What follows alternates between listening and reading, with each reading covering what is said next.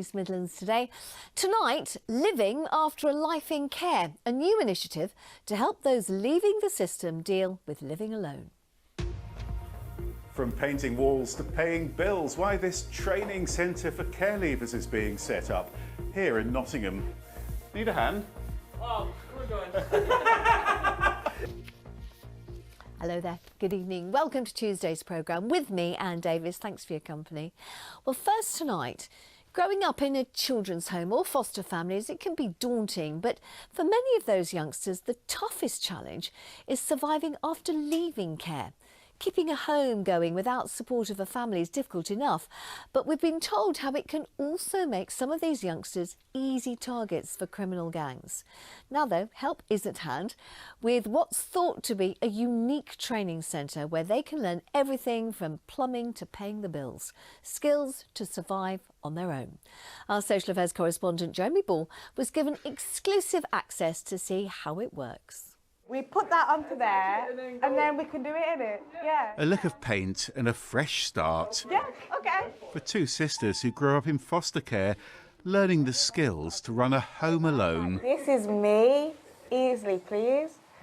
Bhavnisha's currently in student accommodation at the University of Nottingham. It's not really working. And Davina went to De Montfort Uni, where she spent the holidays alone in halls because she didn't have a family home to go to. I'm kind of dreading when I am ready to move out to my own place. The lack of support, I'm probably going to have to ask loads of people that aren't my family just to help, and it's like I feel like a burden. Yeah, not a drop of pain. I actually love and get to know everyone and learning these skills.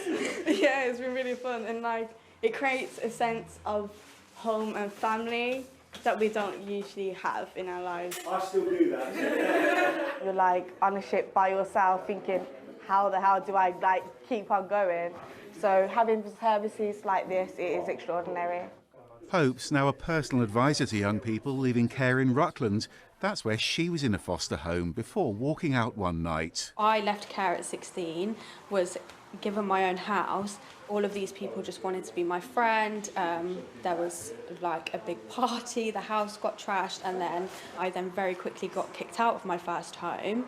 I would have actually probably managed my first home correctly and not found myself in a situation of not having anywhere to live. We've got a potting shed so we can make plants. We've got electric meters so we can read the meters. And we're in a corridor here. Exactly. Terry's running the Life Skills Hub. Through here we've got a nice lounge. Oh wow, this is fantastic, isn't it? It looks like a flat. They're going to learn how to unblock sinks. But it's all inside an office close to Nottingham city centre. And before they can get social housing, they have to demonstrate that they're going to sustain their tenancies. And to be able to do that, they have to be able to paint, they have to be able to decorate, they have to be able to change a fuse, they have to be able to manage their energy bills, and that's what we're going to teach here. So how much difference do you think this can make then, Terry? It's going to make a huge difference. If I'm there and I've got no curtains, then I'm vulnerable because I might ask the wrong people to come and help me put the curtains up, and then suddenly they're selling drugs from my house, and then I'm homeless because I get evicted. That young person will think that they're trying to help them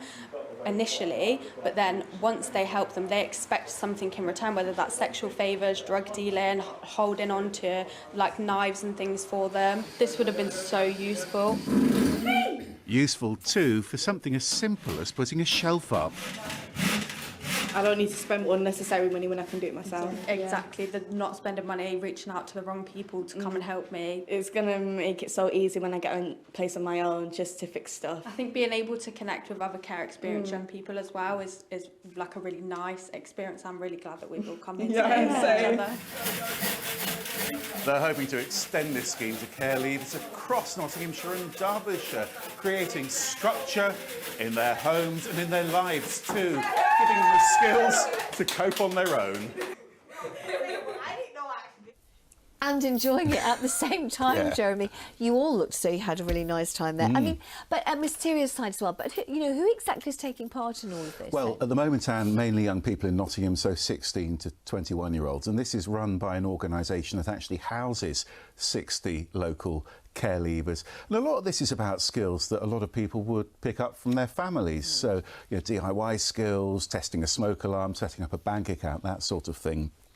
But they're also teaching about how to deal with complaints about things like antisocial behaviour, and that is a really important part of this, because that's all about how to sustain a tenancy, and that relates to what we heard there about those concerns about drug dealers targeting care leavers, moving into their homes. That's a tactic that's known as cuckooing. Of course, what that can do is get that young person a criminal record, and it can get them evicted as well. Frightening that. You don't think about that, do you? I mean, how unusual is this training?